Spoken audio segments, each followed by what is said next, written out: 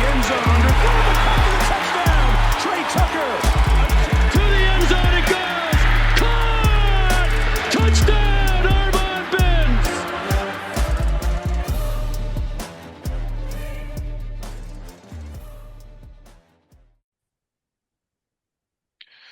Bearcat Blitz on the Believe Network. We are presented by FanDuel Sportsbook. I'm your host, Russ Heltman, joined in just a few moments by my co-host, Neil Meyer. He's of the frontofficenews.com, and I am from Cincinnati Bearcats on SI. We are presented by FanDuel Sportsbook, where the Cincinnati Bearcats football team is right in the mix for the Big 12 championship this fall. Third highest odds on the board, third lowest odds on the board, I should say, behind Texas Tech at -185 and Utah at 7-1, sit the Cincinnati Bearcats at +950 to win the Big 12 championship game and shock the world as a newly ranked team this week at number 24 overall in the AP and coaches poll. We'll discuss that today.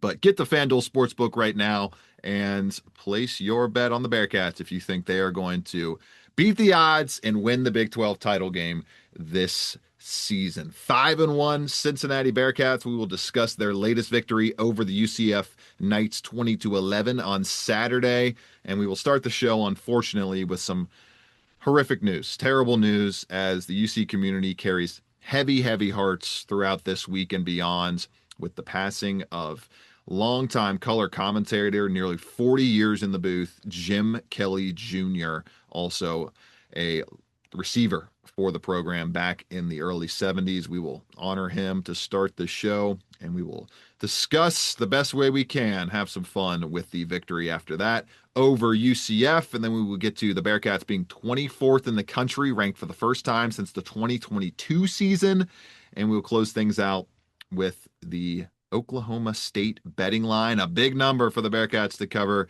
this week as they travel to face the Cowboys. And the Bearcats are doing very well, but I'll touch on one thing that they need to improve on if they really do want to take out the Texas Tech Red Raiders, who look like the top team in the Big 12 by a wide, wide margin right now, sitting as they are -185, clear consensus betting favorites to punch their college football playoff ticket as Big 12 champions. Get to all that coming up on Bearcat Blitz after these messages.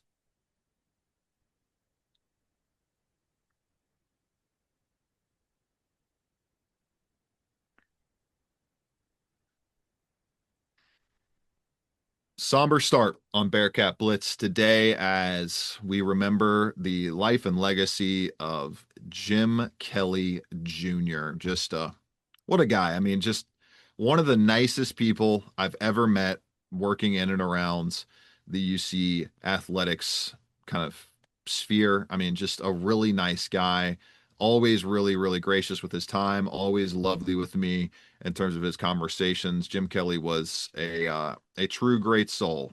Who led the Cincinnati Bearcats in receiving for 3 straight seasons from 1973 to 1975, and he unfortunately passed this weekend following a battle with cancer. Just actually left the booth a couple weeks ago to focus on that battle against cancer. And I want to bring up a article that was published back in 2017, Neil, by Bill Koch, who honored Kelly back when he got into the James P. Kelly Memorial Athletics Hall of Fame, which is named for his father, both father and son in the Hall of Fame. Quote, "It feels really good.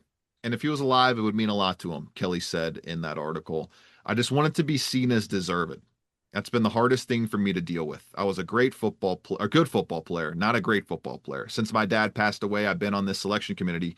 I've seen the football players' names that have been brought up to this, and it's amazing the great players that have come through this program, particularly in the last 20 years. And even back before me and during my period, there are guys on that list who were just incredible football players that are never going to make this honor." Neil, I think we can assuredly say that Kelly deserved it. He needs to know it was deserved, and our hearts are with his family this week. It's just a really horrible way to start the morning, man. It's tough talking about it right now. Like, just horrible. Yeah, yeah. First off, let's send our thoughts and prayers to Jim and his family at this time. But like you mentioned, Russ, I mean, it's hard not to get emotional hearing the news of Jim, especially because for guys like us being younger individuals within this field, I mean, there was nobody who welcomed us with bigger open arms covering this team than Jim Kelly.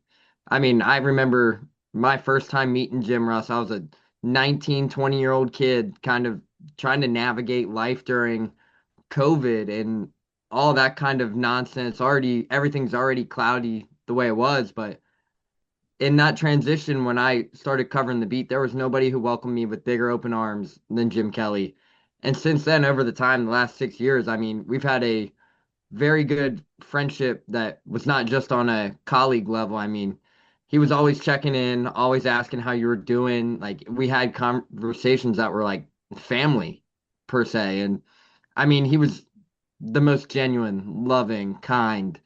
Those words, there's not enough words to describe how awesome of a person Jim Kelly was, and He was. his passion for the Bearcats go beyond deeper roots, to say the least. I mean, Russ, in 6 years, I don't think I ever saw a day where he wasn't rocking a UC hat or a UC t-shirt per se. I mean, he, man, it's hard not to get emotional here, but he really meant a lot for me as well as long as everybody else within this media community, and he left his mark on UC to say the least. I mean, it's been hard not having him around. I know he opened up about what he was going through, and the biggest thing you can do right now is just send his thoughts and prayers to the family. I know this is a loss that not many people were really kind of wanting to hear on a Monday morning, but man, Jim's just a freaking awesome person, and it weighs with heavy hearts. I mean, this one kind of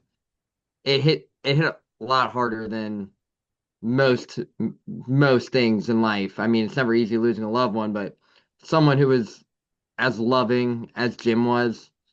And Russ, this season has not been like the other. It's been hard not seeing him around. I mean, Yeah. it's felt different not seeing him around. And That's now what hurts that, more too. It's just it was so fast. Like it's just 2 weeks mhm. ago he leaves the booth and he's gone. That's I just mean, Russ, I oof. mean, not only a month ago, him and I had the opportunity. We both actually attended the VOA concert, and we both were talking about it. Like we both met up at the concert, and we were talking after the show. We were like, the next day after the show, we are like, man, Darius Rucker put on a great show, and Jim had a love for music. He was Yeah. always playing some shows in the community, and we sat there at practice, Russ, fall camp, and we were talking for hours about how awesome that event was. And there was just so many personal conversations in it. That feels just like yesterday, but I mean, it feels like yesterday him and I were in Dallas, Texas, covering the 2021 college football playoff. So there's so many great memories with Jim. It's hard to really think of them all right now, but the biggest thing that I'm gonna miss is seeing that big smile of him on game days or at football practice. And he's just, man, it hits way too close to home right now. R.I.P. R.I.P. to James Kelly Jr., a wonderful, wonderful ambassador for Cincinnati Bearcats Hmm. athletics and just a wonderful man. Really, really great soul. R.I.P. Thoughts go out to his family and from Neil and I. We hope they can find some peace over these next few days and what is always just never, never an easy time. Never, ever an easy time. Transition away from that as easy as we can here as the Cincinnati Bearcats topple the UCF Knights 20-11. Neil, a kind of rerun of last year's defensive struggle. They beat UCF on the road 19-13 last year, and they get it done 20-11 here in what was probably the kind of shakiest performance of the season so far for Brendan Sorsby. He's been lights out basically the entire time. Was a little wonky in this one, but Neil, the defense stepped up in a major, major way. The only real offense that the UCF team had in this one was Cam Fancher and his legs. Other than that, his 20 carries for 108 yards, they just did not move the ball very efficiently. 4.6 yards per play. They only had 222 passing yards, no touchdowns on 49 attempts through the air. The bend don't break defense, Neil, bowed up once again. They did not give up any major trips into the red zone in this one, and they ended up kind of weathering through a 39-minute time of possession advantage to UC's just 20. in this ball game. And overall, the defense was just really strong. I thought the coverage was a lot better this game than it has been in most of the recent weeks. Christian Harrison had another really nice day back there in the back end. He had 3 pass breakups. Trey Gola-Callard was one of the top 5 graded players on Pro Football Focus on the defense, as was Christian Harrison. Callard had a really strong day in the secondary, 9 tackles, a pass breakup as well. And then you had Jack Dingle mixing in a sack, Kamari Burns mixing in a sack. 5 total tackles for loss, 2 sacks total, 5 pass breakups, and or excuse me, 5 quarterback hits. And Cincinnati was not able to mine a bunch of turnovers, but they still were able to get one, and it didn't end up leading to any points for Cincinnati. But overall, Neil, despite a lacking day on offense, the defense stepped up in this one, and man, oh man, has the special teams been stepping up all season long. Mhm. Max Fletcher, he's an elite punter. Great job on Saturday. Pinned UCF and forced them to go long fields all day long. Steven Rusnak hits another pair of kicks. He's now hit, I think, 19 consecutive field goals, and he pinned them inside the 15-yard line on a couple of kickoffs. Neil, I think we could start right there. The special teams has probably won this team, I would say, definitively 1 game more than it would have last season. And you could argue it's added 2 wins compared to what the special teams unit would have brought to the table in 2024. Yeah, and that's a great turning point to talk about, Russ, because you and I have talked about it quite some time, but the special teams have really kind of won this game over. I mean, there was games last year where uh Cincinnati lost games due to the special teams. Pitt, perfect So, example. Last week, they punt the ball right inside the 10-yard line, force Iowa State to go almost 95 plus yards to be able to eventually get that game tied if they were going to. Last year against Pitt, Mason Fletcher sends the ball through the end zone, gives the Pitt Panthers a 30 more yards of field position advantage. Those little things right there are a perfect example. yeah, and I think the biggest thing too, Russ, to take away is you and I have talked about Luke Pascal has been dialed in, and it's not even Luke Pascal, it's Tim Connor on this staff. There's a Yeah. couple other hands in the The pot, whole group deserves a ton of credit, but not just this Pascal for special sure. teams group has been huge. And I mean, Luke Pascal, I mean, people thought Kerry Combs was outspoken and whatnot, but Luke Pascal is outspoken as can be, and he is locked in. He's got these guys playing some of the best ball in special teams, and you're going to win games that way. I mean, you look down, Cincinnati lost, what was it, Russ, 5 games last year by arguably a score or less. I think they went It 1-4 in 1-score games, something like that. So yeah, so 1-4 in that, and I mean, you look at it right now. I mean, that punt versus Iowa State from Max Fletcher, that punt essentially won the game. And I said it 2 weeks ago following the Iowa State game. But Scott Satterfield made sure to hug every player walking in the locker room. But nobody got a bigger hug following that game than what Max Fletcher got. And Scott Satterfield was pretty fired up after that. But special teams continues to win games. Steven Rusnak is a legitimate weapon. A legitimate weapon in the field goal, in the kicking aspect, for field goals and for kickoffs. I mean, you saw it the first 6 weeks of the season. But Russ, the biggest takeaway for me on Saturday, special teams being one, Trey Gola-Callard number 2. I thought he played his best game of the All season, out. like you mentioned. But the biggest thing is we've seen the leaps in the growth from year 1 to year 2. And for those who watched the Four Claps podcast presented by the University of Cincinnati with Kai Stokes, Jaquan Sanks, Gola-Callard was this week's guest, but he's playing with a much bigger purpose. And for those who watch that podcast, they'll kind of come to learn that he actually lost his brother during fall camp or the summer camp. So he's playing with a much bigger purpose, and it's showing. He's playing the best ball of his career. He's becoming a vocal and a key leader for this defense. So overall, he has taken a huge step, and to see him have the day that he had on Saturday, 9 tackles, 2 pass breakups. And Russ, I believe if I remember right, the first drive alone, he had 3 tackles, 2 of them in the open field, Yeah. which prevented big chunk plays. So he kind of set the tone for the Bearcats on the defensive end. And you mentioned, I thought Jonathan Thompson had a great day. He has really kind of Yep. emerged as a playmaker there in the linebacker room alongside Jake Golday. And Jonathan Thompson, Jake Golday, Jack Dingle, that linebacker room has really taken the next step. So overall, a lot to take away from the defensive side of the ball. I mean, they didn't break.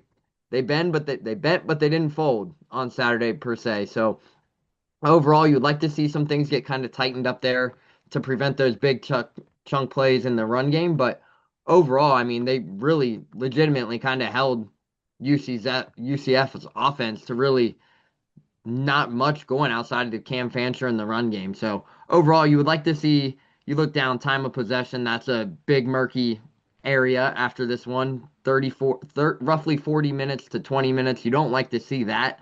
However, in this aspect, that's kind of been the issue for Cincinnati throughout this season. Despite being 5-1, the time of possession you would like to see kind of increase a little bit more for Cincinnati, but for the defense, I mean, they were on the field for 90 plays on Saturday, Russ, which I believe is the most all season if I stand Yeah. correct. Yeah, that would be the most. And to be on the field 90 plays and you only give up 11 points, that's a hell of a performance from the defense. So shout out to Tyson Vite and the defense on Saturday, but overall, the Bearcats are now 5-1, Russ, with an opportunity to clinch bowl eligibility on Saturday versus struggling Oklahoma State team.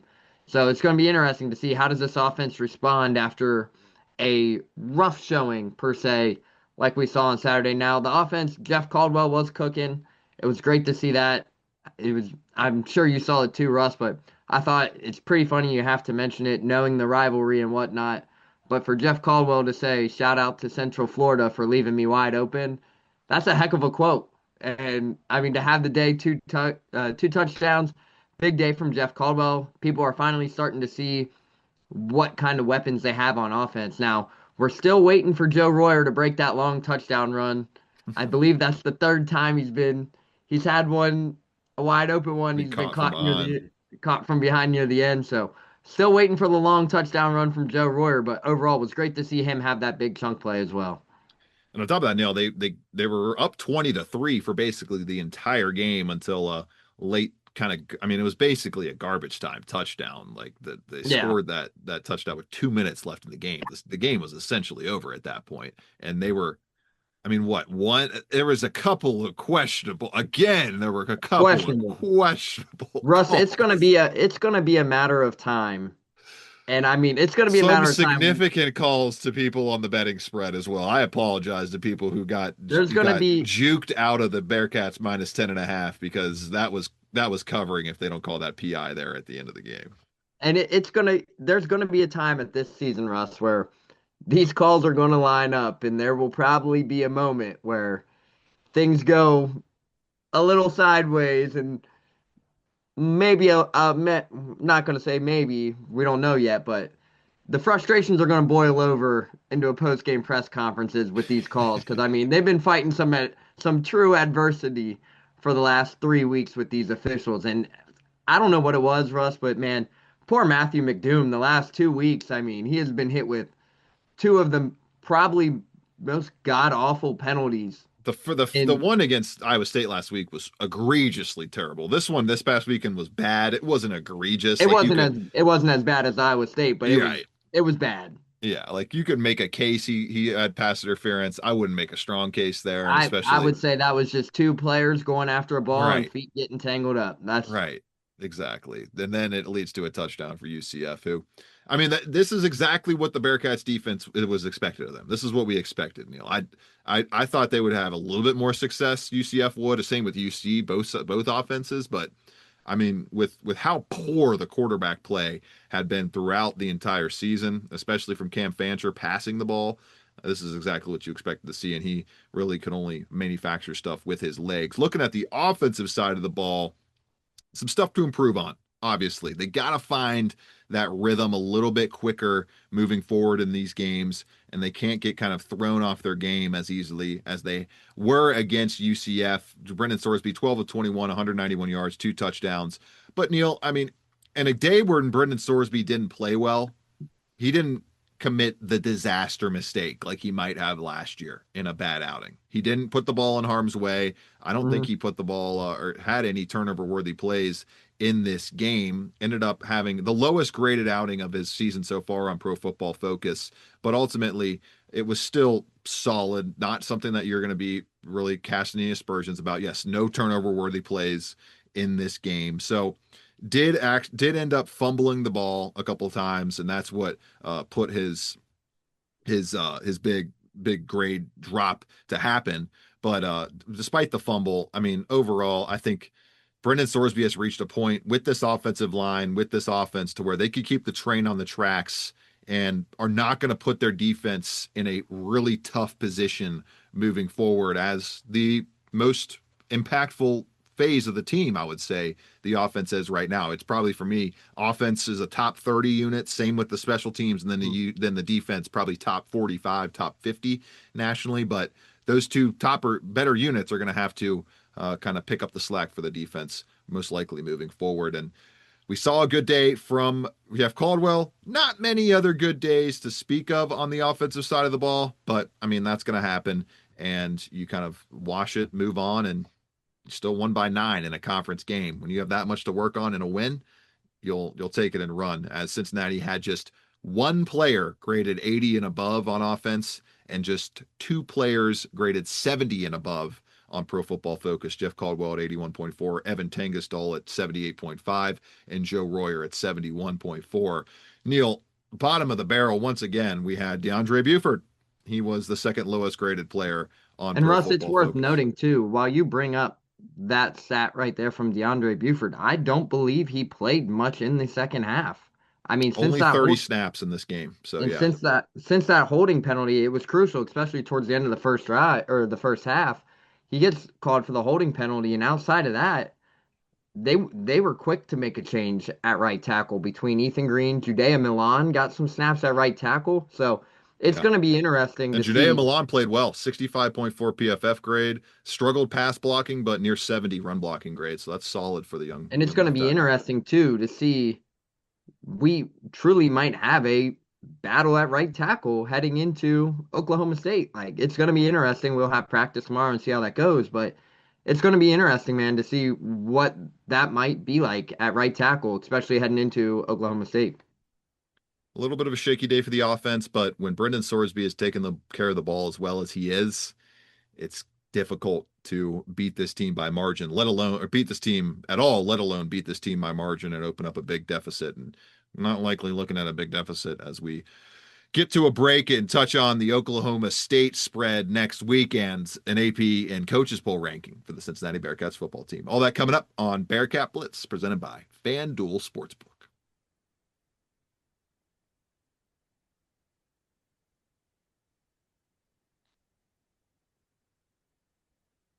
Bearcat Blitz tying a bow on today's show with a couple more miscellaneous topics. Neil, we have 4 Big 12 teams ranked in the AP poll this week, starting with those Texas Tech Red Raiders at number 7 overall, 6-0 record on the season. And then you get down to BYU at number 15. They are also 6-0 on the 2025 campaign. Utah at number 23 at 5-1 overall, and then the Cincinnati Bearcats at number 24 overall on the AP and coaches polls. First time, Neil, they are ranked since the end of the 2022 season. And if they can crack the top 20, it would be their highest ranking since the college football playoff run if they are able to take care of business against Oklahoma State this weekend. Long time coming, Neil, and just goes to show you got to give a coach 3 years.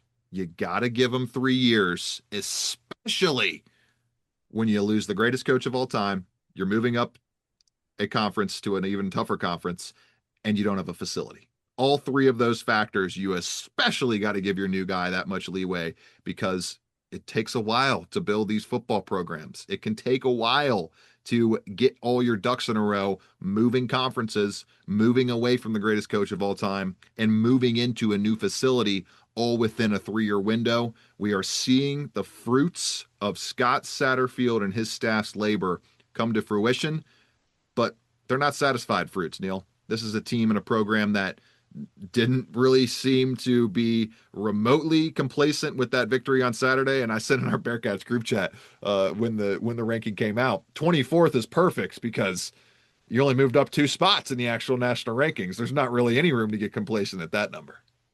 Yeah, absolutely. And I mean, like you mentioned, first time being ranked under Scott Satterfield. And Russ, I've been screaming this from the top rope for the last 4 or 5 years. or not 4 or 5 years, the last 2.5 years with Coach Satterfield. Everyone was quick to jump the gun, and you see it on social media. We have always said, and I have always said, stand by it. You have to give a coach 3 years.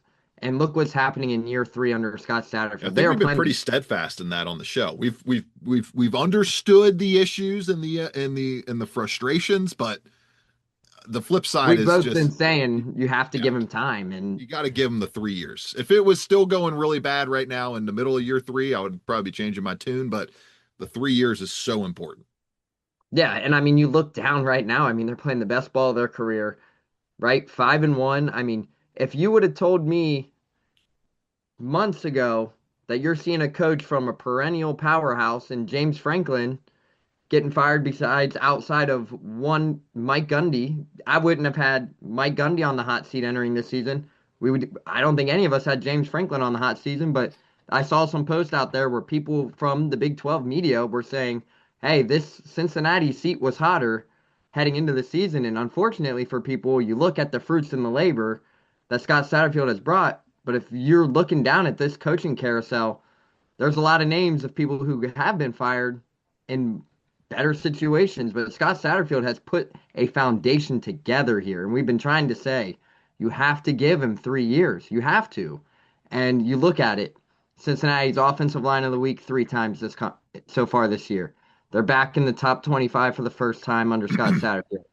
This offense is clicking. Just one sack. Like there's so many positives to take away right now, but Russ, the ball is moving in the right direction, and it's gonna be a fun damn time the rest of the season because there's a lot of people who have been proved wrong. Because if I remember right, Russ, the over under on wins for Cincinnati heading into the season was 5.5. If I Yeah, you remember probably had to right, pay some heavy juice to get 5.5. I think it was 6.5 was I the think it like was kind of five and a even half, six and a the half, even but money number. Yeah, which they're on but pace to smash that at this point. smash it and prove everybody wrong. And I mean, heck, they're doing that. I mean, Russ, you look down at the way the Big 12's set up right now, right? You have Texas Tech, you have Arizona State, who's arguably outside top 25 with Iowa State outside top 25. You have BYU and you have Utah and Cincinnati.